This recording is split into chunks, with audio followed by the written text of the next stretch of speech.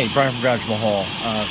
Another use for the Dyson hair dryer is we have ice filled up in the ice maker, and it's locked up, it's not falling out.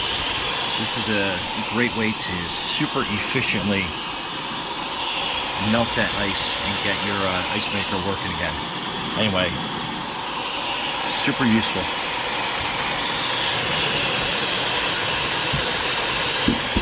Brian from Garage Mahal.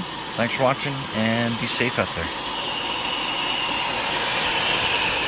Also, there is a button up here that you want to hold in for 6 seconds after you de-thaw. And then you basically hear it kind of like buzz and turn back on.